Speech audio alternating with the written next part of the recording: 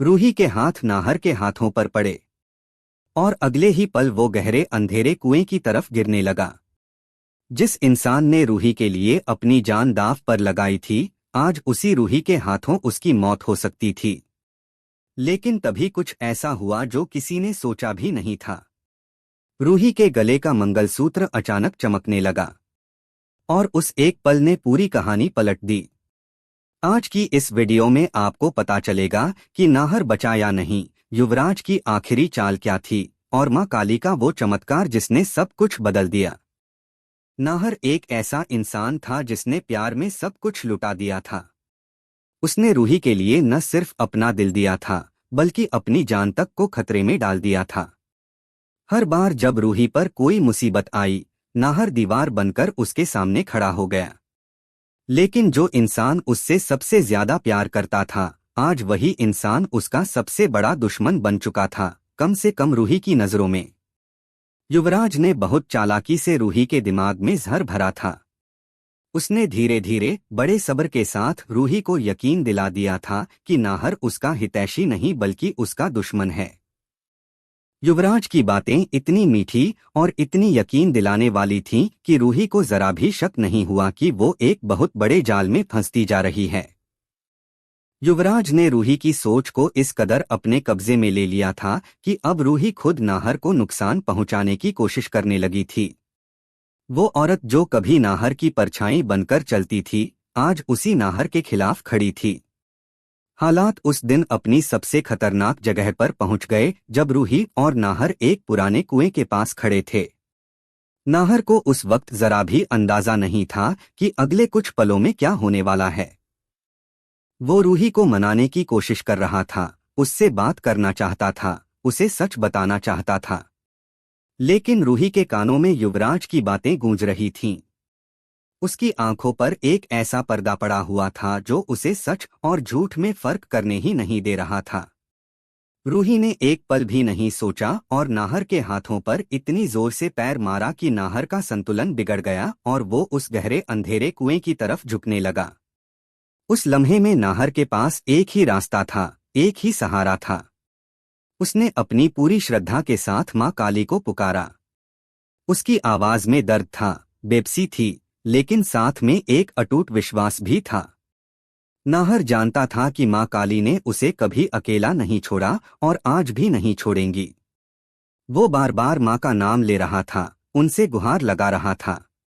और तभी वो हुआ जिसका किसी को अंदाजा नहीं था। वायोयू सैड 2। मां काली की कृपा किसी तूफान की तरह नहीं आती। वो आती है एक शांत गहरी अदृश्य लहर की तरह जो सब कुछ बदल देती है, लेकिन कोई देख नहीं पाता कि कब और कैसे बदल गया। उस कुएं के पास जब नाहर मां को पुकार रहा था, तब मां काली की वो दिव्य शक्ति सीधे उस मंगलसूत्र पर जा उतरी जो रूही के गले में बंधा हुआ था। वो मंगलसूत्र सिर्फ एक गहना नहीं था, वो नाहर और रूही के रिश्ते की निशानी था, उनके प्यार की गवाह था। और आज वही निशानी रूही को वापस उसकी असली दुनिया में खींचने वाली थी। जैसे ही मां काली की शक्ति उस मंगलसूत्र में उतरी, रूही के पूरे जिस्म में एक अजीब सी कंपन दौड़ गई। उसके हाथ रुक गए, उसके पैर जम गए, उसकी आंखें एक पल के लिए बंद हो गईं और फिर जब खुलीं तो उनमें वो अंधा गुस्सा नहीं था जो युवराज ने भरा था। उन आंखों में अब एक अजीब सी बेचैनी थी, एक उलझन थी, जैसे कोई बहुत गहरी नींद से अचानक जाग जाए और समझ न आए कि वो यहाँ कैसे पहुंचा। रूही के दिमाग में यादें एक के बाद एक आने लगीं। वो पल जब नाहर ने पहली बार उसकी जान बचाई थी। वो रात जब नाहर ने उसके लिए अपना सब कुछ छोड़ दिया था। वो आंखें जिनमें उसने हमेशा सिर्फ और सिर्फ अपने लिए प्यार देखा था। वो हाथ जो हर मुश्किल में उसके लिए आगे बढ़े थे।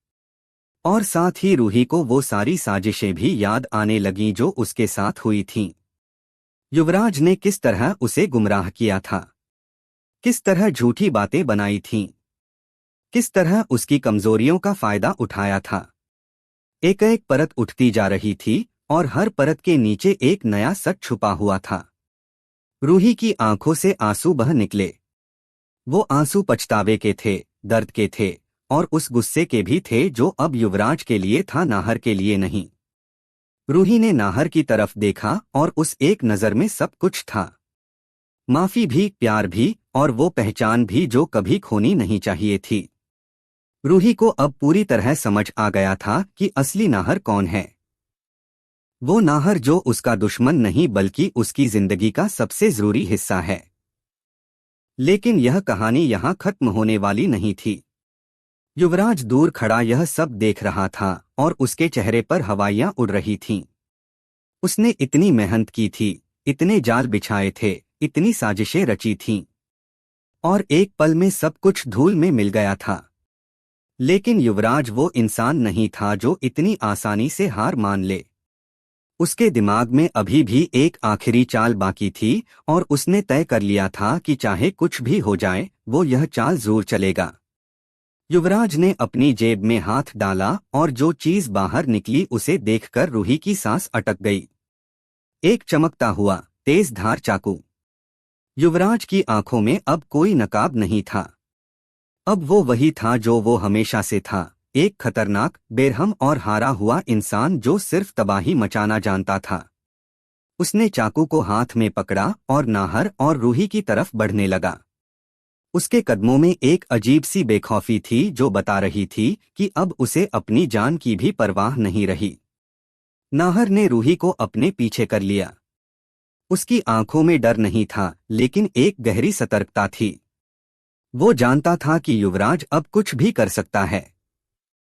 रूही का दिल जोर जोर से धड़क रहा था। उसे डर नाहर के लिए था, अपने लिए नहीं।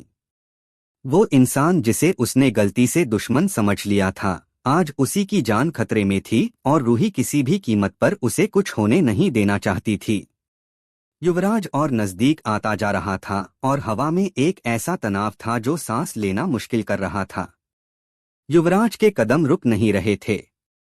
चाकू उसके हाथ में था और उसकी आंखों में एक ऐसी खतरनाक चमक थी जो बता रही थी कि वो अब किसी की नहीं सुनेगा, न भगवान की न इंसान की। उसने अपनी जिंदगी के इतने साल इस एक मकसद के लिए लगाए थे कि नाहर और रूही कभी एक न हो सकें। और आज जब उसकी सारी साजिशें एक एक करके बिखर चुकी थीं, तो उसने तय कर लिया था कि अगर वो जीत नहीं सकता तो कम से कम तबाही जरूर मचाएगा। युवराज के लिए यह लड़ाई अब सिर्फ नाहर और रूही से नहीं थी, यह लड़ाई उसके अपने अहंकार से थी, उस घमंड से थी जो उसे कभी झुकने नहीं देता था। नाहर ने एक गहरी सांस ली। उसके चेहरे पर डर नहीं था, थकान थी, दर्द था, लेकिन हार नहीं थी। नाहर जानता था कि युवराज का यह रूप सबसे खतरनाक है, क्योंकि एक हारा हुआ इंसान जब आखिरी बार लड़ता है तो वो सबसे ज्यादा नुकसान पहुंचाता है। नाहर ने रूही का हाथ थाम लिया और उसकी उंगलियां रूही की उंगलियों में इस तरह उलझ गईं जैसे दो टूटी हुई चीजें आपस में जुड़कर फिर से मजबूत हो जाती हैं। रूही ने भी नाहर का हाथ उतनी ही मजबूती से थाम लिया। उस एक लम्हे में बिना कोई बात किए दोनों ने एक दूसरे से वो सब कह दिया जो शब्दों में कहना मुमकिन नहीं था। युवराज यह देखकर और भड़क गया। उसने चाकू ऊपर उठाया और आगे बढ़ा। लेकिन तभी वो हुआ जिसकी उसे उम्मीद नहीं थी। माँ काली का वो मंगलसूत्र जो रूही के गले में था, अचानक एक बार फिर चमकने लगा। लेकिन इस बार वो चमक सिर्फ रूही के लिए नहीं थी। इस बार वो रोशनी पूरी जगह फैल गई, एक दिव्य प्रकाश जो आंखें चुंधिया दे। युवराज के कदम अचानक रुक गए। उसके हाथ कांपने लगे। चाकू उसकी पकड़ से ढीला होने लगा। वो कुछ समझ नहीं पा रहा था कि उसके साथ क्या हो रहा है। उसका पूरा जिस्म जैसे किसी अदृश्य ताकत के सामने झुकने पर मजबूर हो रहा था। माँ काली की शक्ति अब सिर्फ आशीर्वाद नहीं दे रही थी, वो न्याय भी कर रही थी। युवराज के हाथ से चाकू जमीन पर गिर गया। वो खुद भी घुटनों के बल बैठ गया। उसकी आंखों में पहली बार डर था। वो डर जो तब आता है जब इंसान को पता चलता है कि उसने जो किया उसका हिसाब अब देना ही होगा। युवराज ने इतने लोगों को धोखा दिया था, इतनी साजिशें रची थीं, इतने जुल्म किए थे, लेकिन उसे कभी यकीन नहीं था कि एक दिन वो खुद इस तरह बेबस होकर जमीन पर बैठेगा। आज वो दिन आ गया था। नाहर और रूही ने एक दूसरे को देखा। उनकी आंखों में आंसू थे, लेकिन वो आंसू दर्द के नहीं थे। वो आंसू उस राहत के थे जो बहुत लंबे इंतजार के बाद मिलती है। वो राहत जो तब मिलती है जब सारे तूफान थम जाते हैं और आसमान साफ हो जाता है।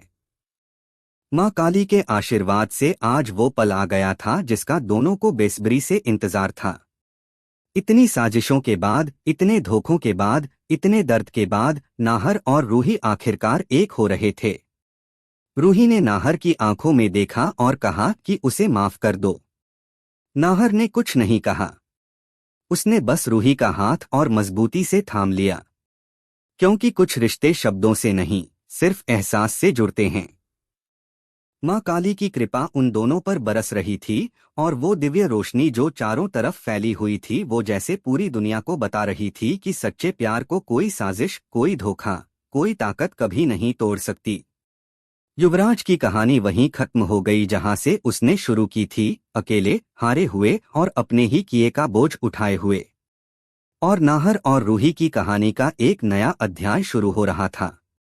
एक ऐसा अध्याय जिसमें न कोई साजिश थी, न कोई धोखा, सिर्फ प्यार था और माँ काली का वो आशीर्वाद जो हमेशा उनके साथ रहेगा।